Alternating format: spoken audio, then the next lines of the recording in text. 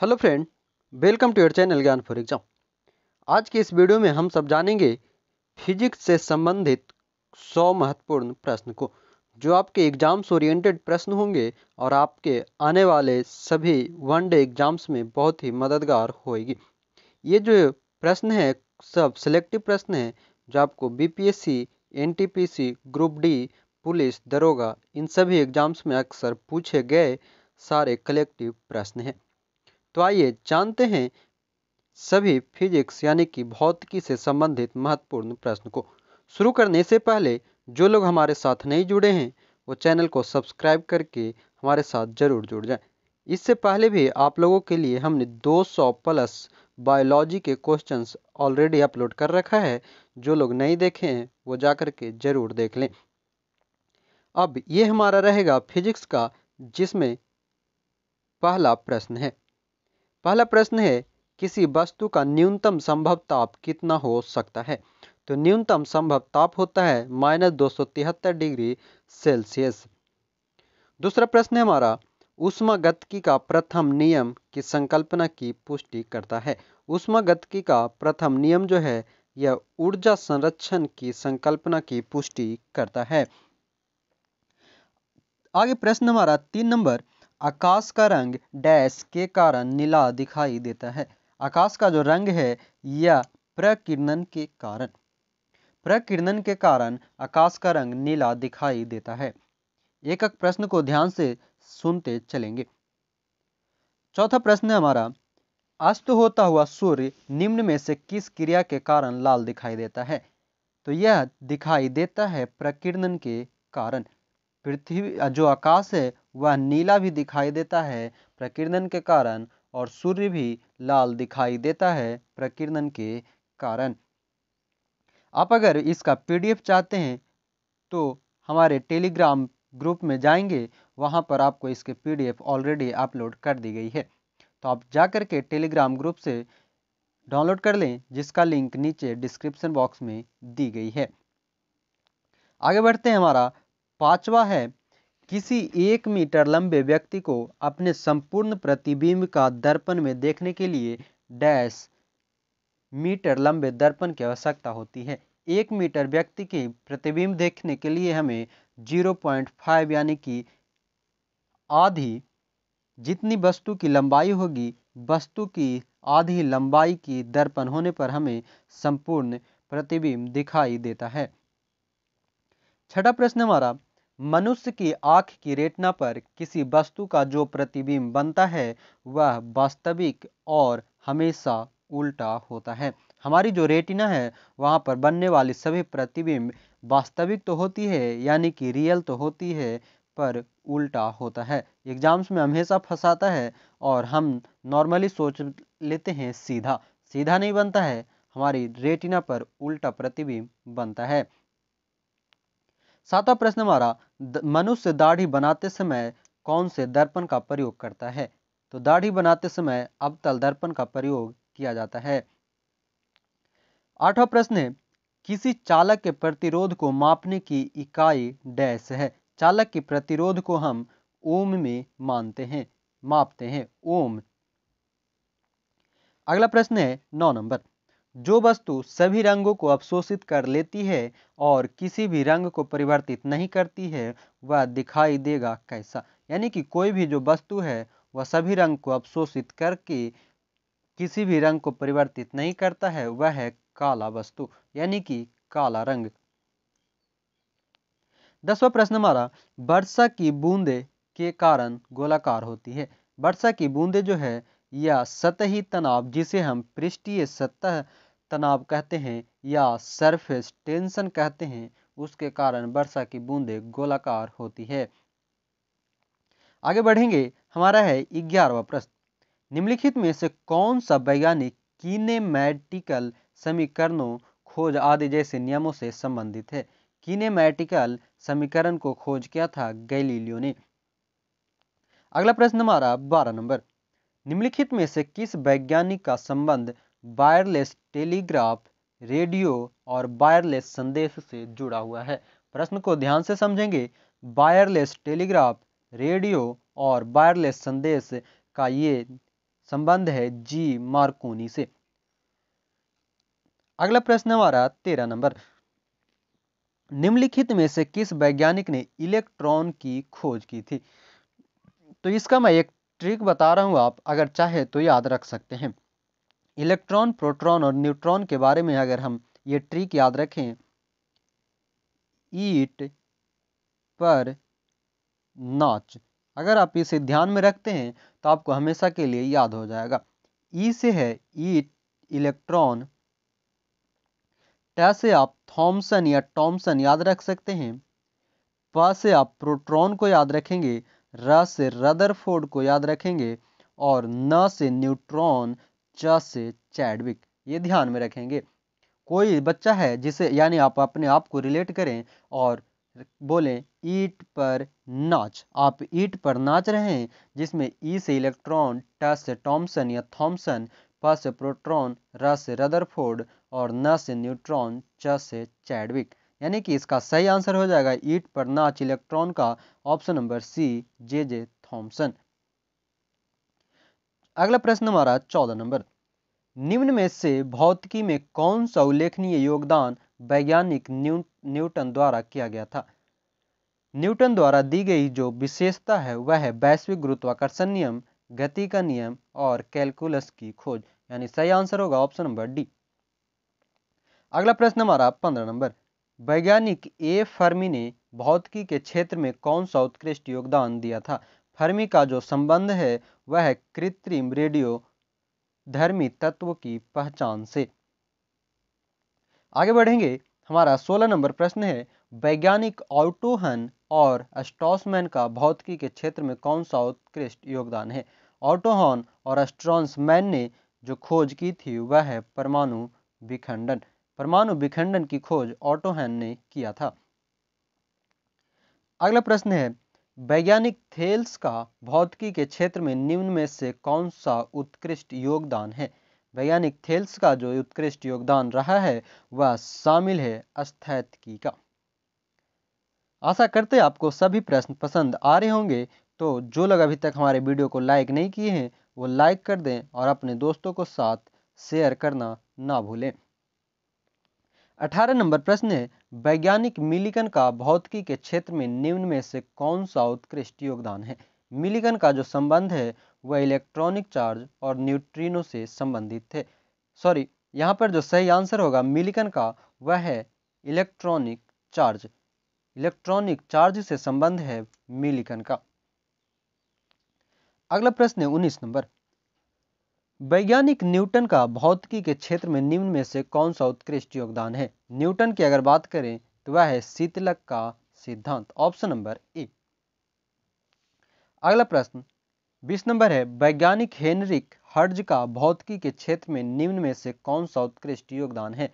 Heinrich hertz, इसने खोज किया था विद्युत चुंबकीय तरंग का।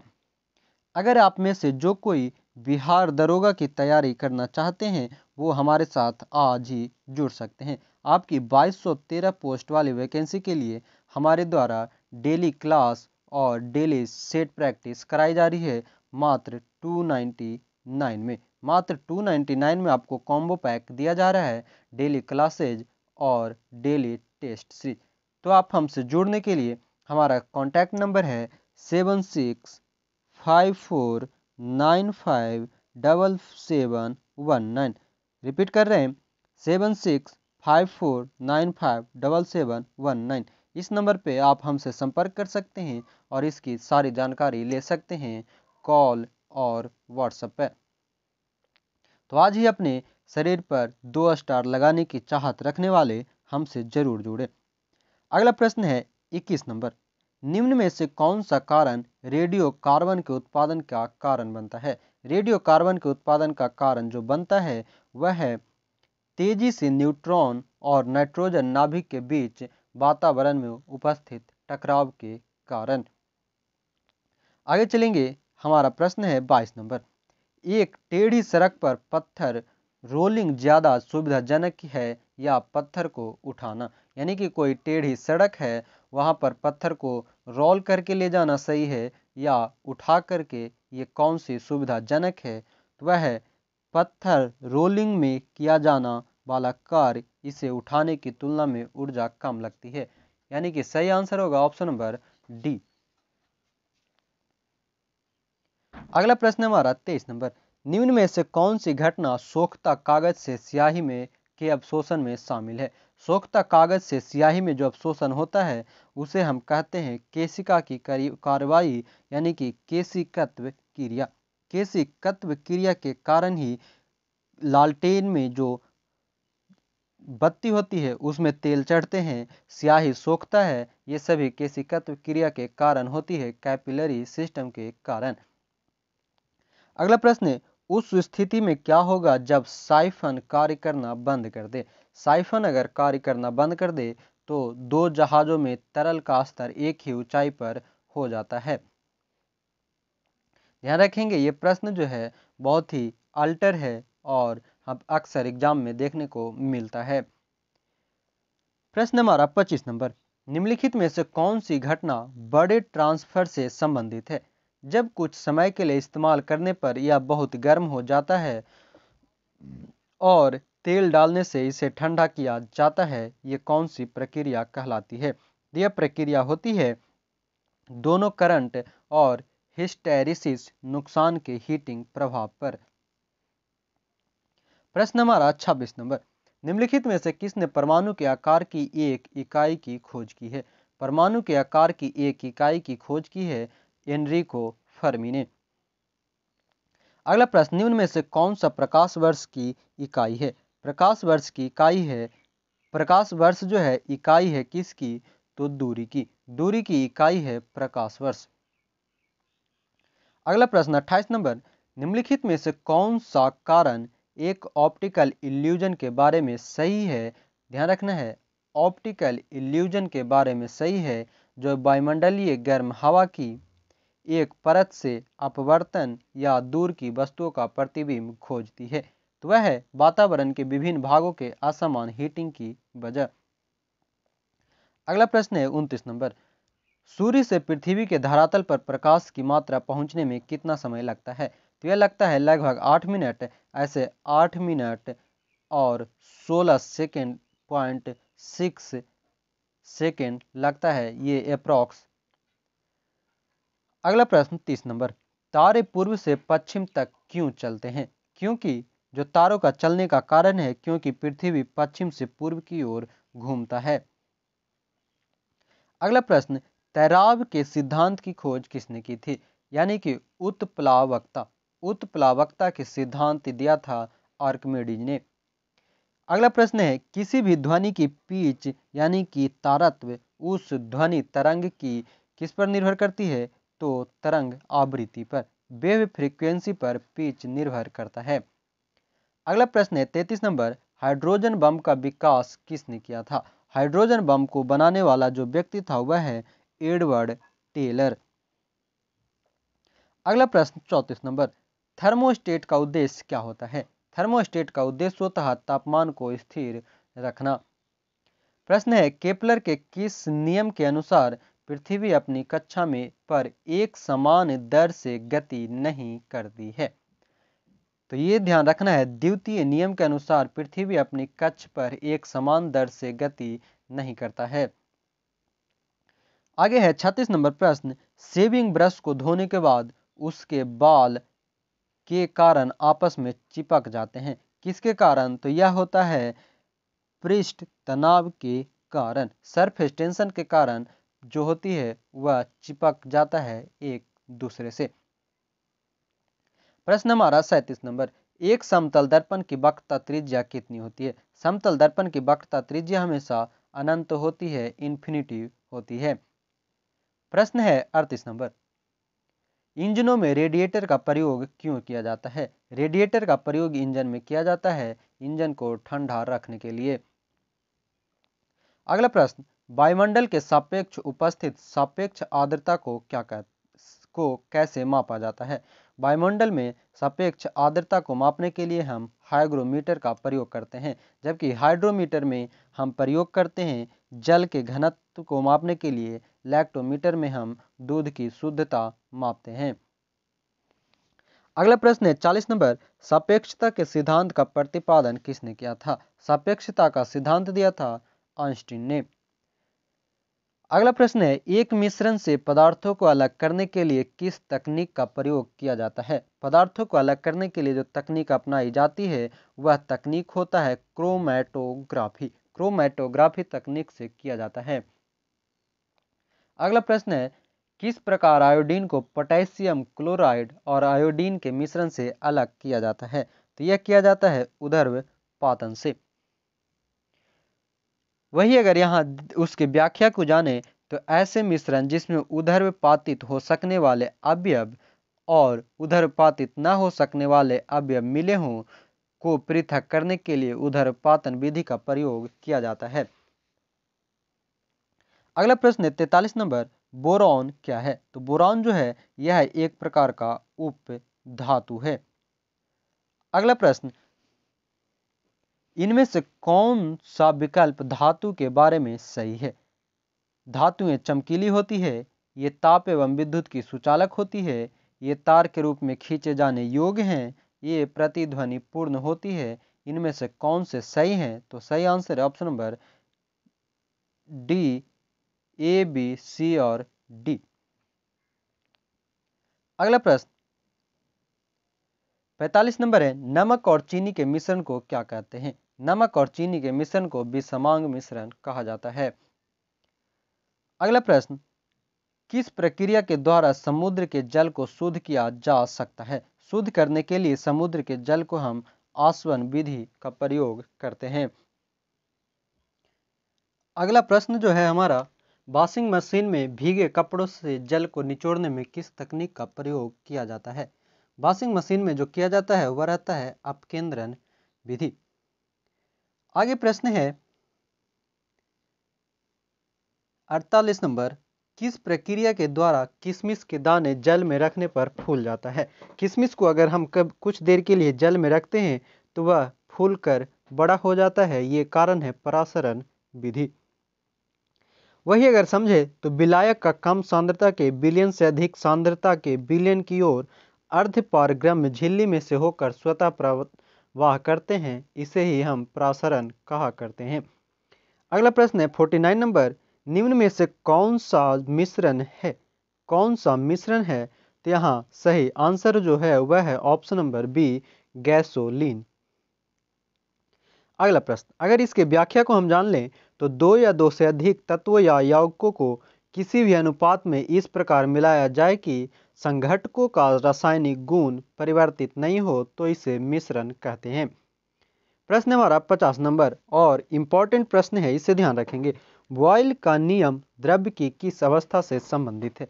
तो यह द्रव्य के गैसीय अवस्था से संबंधित होता है और इसमें बॉयल के नियम में जो है वह स्थिरता पर गैस की निश्चित मात्रा का दाम उसके आयतन के व्युत्क्रमानुपाती होता है, ध्यान रखेंगे। अगला प्रश्न है 51 नंबर, निम्नलिखित में से कौन सा यंत्र रासायनिक ऊर्जा को विद्युत ऊर्जा में बदलता है? रासायनिक ऊर्जा को विद्युत ऊर्जा में बदलने के लिए हम प्रयोग करते हैं बैटरी का। बैटरी का प्रयोग हम रासायनिक ऊर्जा से विद्युत ऊर्जा में बदलने के लिए करते हैं, यानी सही आंसर होगा अपना ऑप्शन नंबर ए। अगला प्रश्न, किसी वस्तु में उसकी स्थिति के कारण संचित ऊर्जा कहलाता है। उसकी स्थिति के कारण अगर संचित ऊर्जा जो रहता है वह होता है स्थितिज ऊर्जा। अगला प्रश्न, निम्नलिखित में से जूल किसका मात्रक है? जूल मात्रक होता है कार्य का शक्ति का वाट होती है। अगला प्रश्न, ऊर्जा की वाणिज्यिक इकाई क्या है? ऊर्जा का जो वाणिज्यिक इकाई होता है वह होता है किलोवाट आवर, KWH। अगला प्रश्न हमारा, जब कोई वस्तु स्वतंत्र रूप से जमीन पर गिर रही होती है तो उसकी कुल ऊर्जा कितनी होगी? कोई भी वस्तु अगर स्वतंत्र रूप से जमीन पर गिरता है तो उसकी ऊर्जा स्थिर रहती है। अगला प्रश्न, 100 वाट का विद्युत बल्ब 1 मिनट में कितनी ऊर्जा का स्थानांतरण करता है? 100 वाट का जो बल्ब होता है वह एक बार में 6000 जूल ऊर्जा स्थानांतरित कर सकता है। अगला प्रश्न है 57 नंबर, जब किसी वस्तु के द्वारा कार्य किया जाता है तो उस पर क्या प्रभाव पड़ता है? कोई भी वस्तु द्वारा कार्य किया जाता है तो उस पर उसे ऊर्जा की प्राप्ति होती है। अगला प्रश्न 58 नंबर, 60 वाट का एक रेडियो सेट 50 घंटे तक चलता है, उसके द्वारा खपत की गई विद्युत ऊर्जा किलोवाट आवर में कितनी होगी? किलोवाट आवर में वह होगा 3 किलोवाट पर आवर। अगला प्रश्न, शक्ति की सबसे छोटी इकाई कौन सी है? शक्ति की सबसे छोटी इकाई होती है वाट। अगर आप बिहार दरोगा की तैयारी करना चाहते हैं और अपने कंधों पर 2 स्टार का शौक रखते हैं और समाज में एक अलग पहचान, एक रुतबा रखना चाहते हैं, तो आपके लिए ये एक सुनहरा अवसर है। और कम पैसे में एक बेहतर तैयारी का सुनहरा ऑप्शन और सुनहरा विकल्प लेकर के हम हाजिर हैं। इसमें आपको बिहार दरोगा 2020-21 की जो एग्ज़ाम होने वाली है 213 पोस्ट की, उसके लिए हमने आज क्रिसमस डे ऑफर लेकर आया है। ये बहुत ही कम रुपयों में आपको एक अच्छा बेहतर विकल्प दी जा रही है। इसमें आपको हम कराएंगे 2 चीज़ें। जहां पर लास्ट 2 महीने आपके पास बचे हैं, उसमें हमारे द्वारा कराई जा रही है डेली क्लासेज और ओनली प्रैक्टिस सेट।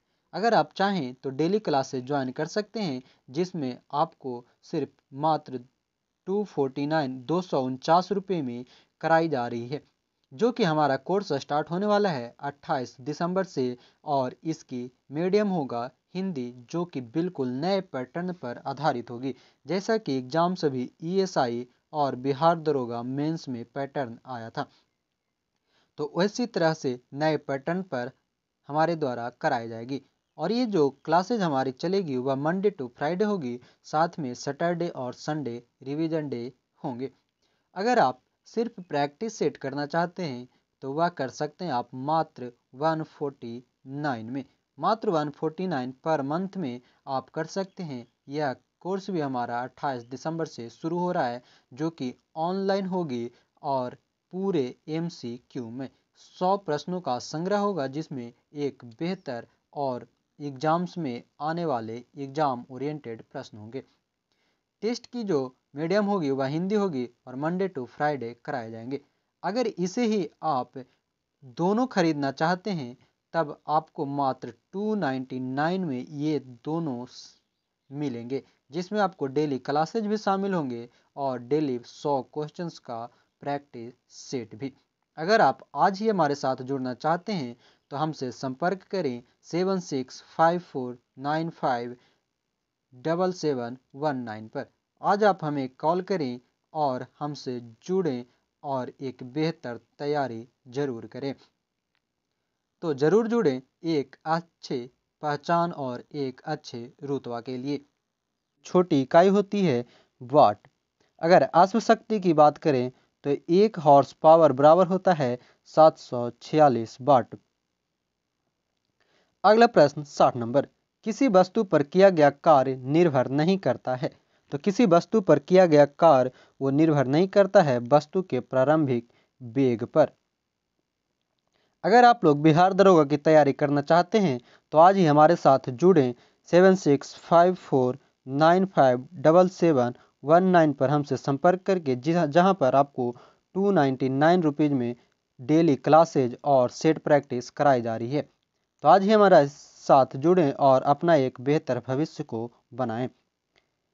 देखेंगे अगर इसकी व्याख्या, तो जब किसी वस्तु पर बल आरोपित करने पर उसमें गति उत्पन्न होती है तो ऐसा माना जाता है कि कार्य हुआ है और कार्य करने के लिए ऊर्जा की आवश्यकता होती है।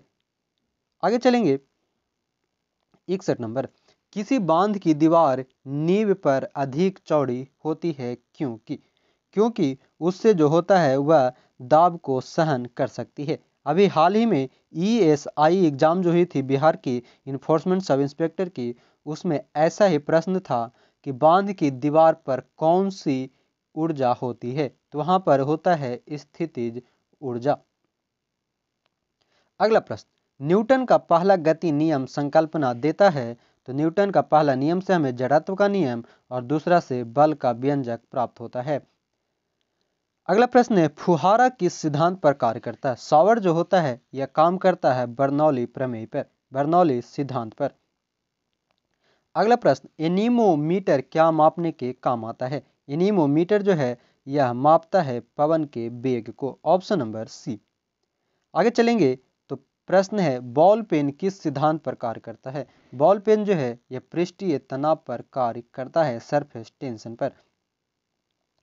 अगला प्रश्न 66 नंबर, पानी से निकालने पर शेविंग ब्रश के बाल आपस में चिपक जाते हैं, इसका कारण है। आपस में चिपकने का कारण है पृष्ठीय तनाव। अगला प्रश्न, तड़ित किसके द्वारा उत्पन्न होती है। तड़ित जो है यह उत्पन्न होता है कोणीय संवेग के कारण। आगे बढ़ेंगे, प्रश्न है सबसे पहले गृह गति नियम का निरूपण किसने किया था। गृह, यहाँ पर गृह नहीं ग्रह गति का नियम होगा, तो यह दिया था जोन्स केपलर ने। अगला प्रश्न, वायुयान खड़े लूप में हवाई करतब दिखा सकता है किस कारण। तो वायुयान हवाई करतब दिखाता है अभिकेंद्र बल के कारण। प्रश्न हमारा, रॉकेट की गति पर कौन सा संरक्षण सिद्धांत लागू होता है। रॉकेट की गति पर संरक्षण सिद्धांत जो लागू होता है वह होता है संवेग का संरक्षण। अगला प्रश्न है, रात में तारे क्यों चमकते हैं। रात में तारों का चमकने का कारण है अनेक अपवर्तन के कारण। अगला प्रश्न, रात के समय आवासीय क्षेत्र में शोर का अनुमानित स्तर होता है कितना। तो आवासीय क्षेत्र जो होता है 45 डेसिबल। डेसिबल जो है यह ध्वनि की इकाई है। अगला प्रश्न, सूर्य की ऊष्मा पृथ्वी पर कैसे पहुंचती है। तो सूर्य की ऊष्मा जो है पृथ्वी पर विकिरणों के द्वारा पहुंचती है 8 मिनट 16.6 सेकंड लगभग में। प्रश्न है, वायुमंडल के ऊपरी भाग में ओजोन परत हमारी रक्षा किससे करती है। ओजोन परत रक्षा करती है हमारी पराबैंगनी किरणों से, अल्ट्रावायलेट रे से। अगला प्रश्न है 75 नंबर, प्रकाश को सूर्य से पृथ्वी तक पहुंचने में कितना समय लगता है।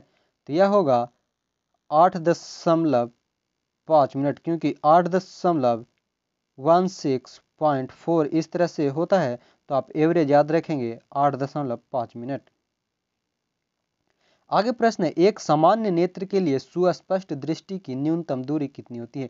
यानी कि एक अच्छे आँख के लिए सबसे न्यूनतम दूरी कम से कम कितना देख सकता है, तो वह है 25 सेंटीमीटर और मैक्सिमम अनंत होती है। अगला प्रश्न, लैंप की बत्ती में तेल किसके कारण ऊपर चढ़ता है। तो केशिकीय घटना, केशिकत्व के कारण। प्रश्न हमारा, निकट दृष्टि दोष या मायोपिया को किस लेंस का प्रयोग करके ठीक किया जा सकता है।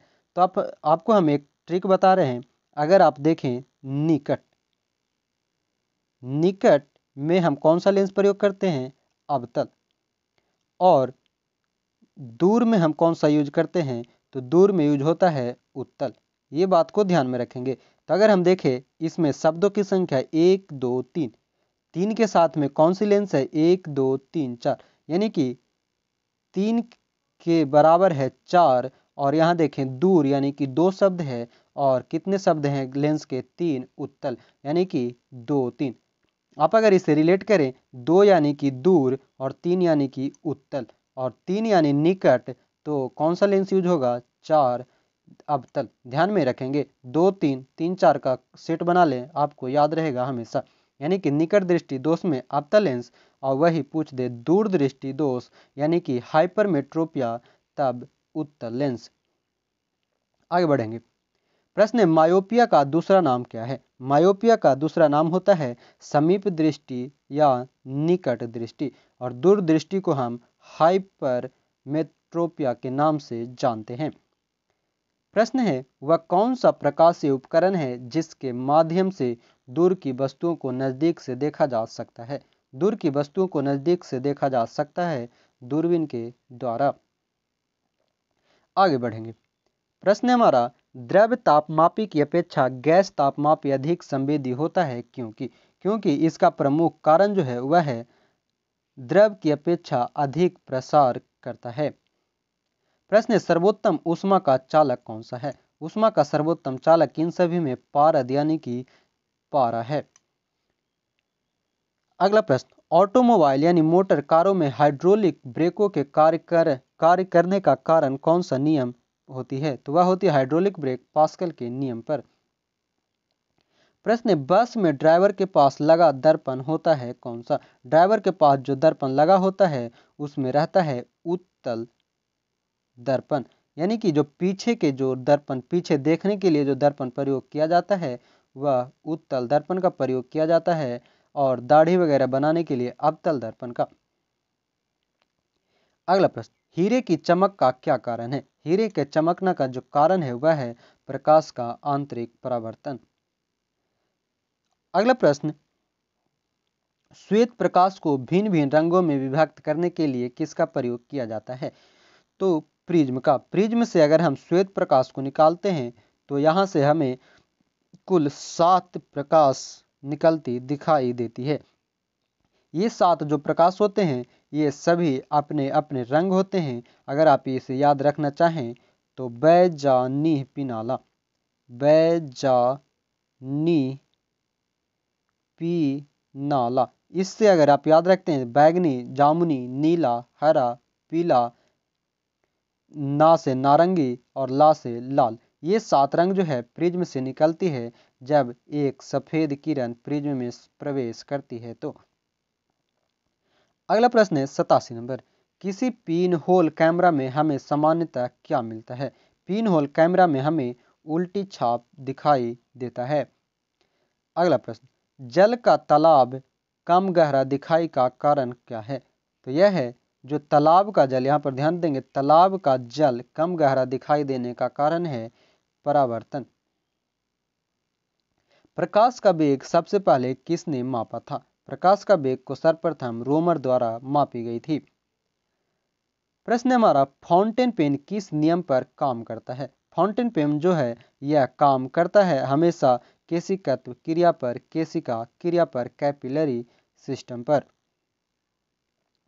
प्रश्न, बीमा एमएलटी किसके अनुरूप है? एमएलटी यह दर्शाता है बल को। अगला प्रश्न, थर्म किसका यूनिट है? थर्म जो है यह यूनिट है ऊष्मा की, जिसे हम थर्मोमीटर से मापते हैं। अगला प्रश्न है, तरल पदार्थ का घनत्व कम करने पर उस पर क्या प्रभाव पड़ता है? तरल पदार्थ का घनत्व अगर कम कर दिया जाए तो उस पर जो प्रभाव पड़ती है वह होता है कम। प्रश्न है, प्रकाश वर्ष किसका मात्रक होता है? प्रकाश वर्ष मात्रक है दूरी का। आगे, टेस्ला यूनिट किस क्षेत्र से संबंधित है? टेस्ला जो इकाई है यह संबंधित है चुंबकीय क्षेत्र से। अगला प्रश्न, विद्युत चालकता की यूनिट क्या होती है? विद्युत चालकता की यूनिट जो होती है वह होती है महो। ऑप्शन नंबर जो यहाँ ए है वह। आगे, पिक्नोमीटर। पिक्नोमीटर नामक उपकरण का प्रयोग किसे मापने के लिए किया जाता है? तो घनत्व, डेंसिटी मापने के लिए पिक्नोमीटर का प्रयोग किया जाता है। आगे है, एम्पियर सेकेंड किसका मात्रक है? एम्पियर सेकेंड जो मात्रक है वह है आवेश की मात्रा का। अभी भी आप अगर हमारे चैनल को सब्सक्राइब नहीं किए हैं, वीडियो को लाइक शेयर नहीं किए हैं तो जल्द ही आप हमारे चैनल को लाइक शेयर और सब्सक्राइब जरूर कर लें, ताकि आने वाले ऐसे ही अच्छे अच्छे वीडियो की नोटिफिकेशन आपको मिलता रहे। और इसके पीडीएफ के लिए आप हमारा टेलीग्राम ग्रुप को ज्वाइन कर लें, जहां पर इसके डेली पीडीएफ, क्यूज और पेपर्स अवेलेबल कराए जाते हैं। प्रश्न है 99 नंबर, इलेक्ट्रॉन वोल्ट किसका मात्रक है? इलेक्ट्रॉन वोल्ट जो मात्रक है वह होती है ऊर्जा का। एक बार आपको फिर से बता रहे हैं, जो लोग बिहार दरोगा 2213 पोस्ट की तैयारी करना चाहते हैं पीटी के लिए, तो आप हमारे साथ जुड़ जाएं 7654957719 पर। यहाँ आप हमें कॉल और व्हाट्सएप कर सकते हैं, जहाँ से आपको बिहार दरोगा की क्लासेज और टेस्ट की पूरी जानकारी आपको मिल जाएगी। एक अच्छा मौका है, बहुत ही कम दामों में आपसे एक सिर्फ छोटा सा हमारे द्वारा प्रयास किया जा रहा है। तो आप जरूर हमारे साथ जुड़ें और अपने सपने को साकार करें। आखिरी प्रश्न हमारा, क्या कारण है कि मेघाच्छन्न रात की अपेक्षा निर्मल रात अधिक ठंडी होती है? मेघ यानी कि बादल से जो रहती है उस रात से अपेक्षा सफेद बादल अधिक ठंडा होता है विकिरण के कारण। तो ये थे आज के हमारे 100 सभी महत्वपूर्ण फिजिक्स के प्रश्न, जिसमें हमने जाना है 100 सभी महत्वपूर्ण प्रश्न को। आशा करते हैं आपको सभी प्रश्न अच्छे लगे होंगे और आपके एग्जाम्स में आने पर आप इसे ज़रूर अटेम्प्ट करेंगे। तो इसी आशा के साथ, और जिन लोगों का बीपीएससी और एनटीपीसी की एग्ज़ाम से है, उनका हमारी तरफ से बहुत बहुत शुभकामनाएं। आप ज़रूर सफल होकर आएंगे। तो इसी आशा के साथ जय हिंद, धन्यवाद। बीपीएससी की तैयारी करना चाहते हैं उनके लिए आज अनअकैडमी के फ्री प्लान के बारे में बताने जा रहे हैं। अनअकैडमी को आज आप लोग डाउनलोड करें और हमारे साथ जुड़ें, जिसमें आप इसके बेनिफिट्स अगर जाने तो यहाँ पर डेली आपको 300 plus free live classes per week कराए जाते हैं। साथ ही वहाँ पर आपको लाइव डॉट क्लियरिंग कराया जाएगा। डेली और weekly free live mock test दिए जाते हैं। साथ ही पेपर एनालिसिस भी होती है और हमारे जो बेहतर एजुकेटर हैं उनके द्वारा live quizzes with 20,000 plus question answer किए जाते हैं। साथ ही आपको डेली T20 सीरीज कराए जाते हैं, जहां पर आपको 20 क्वेश्चन 20 मिनट में कराए जाते हैं मंडे टू सैटरडे। वही यहां पर हमारे द्वारा स्पेशल इवेंट और कराए जाते हैं। उसके साथ साथ आप हमारे साथ मिल सकते हैं हमारे बेस्ट एजुकेटर से, और जिनकी एक्सपीरियंस आपने आप में एक कामयाबी है। अच्छे अच्छे एजुकेटर आपको पढ़ाएंगे और वहाँ पर आपको प्री से लेकर के इंटरव्यू तक आपको सक्सेस बनाएंगे।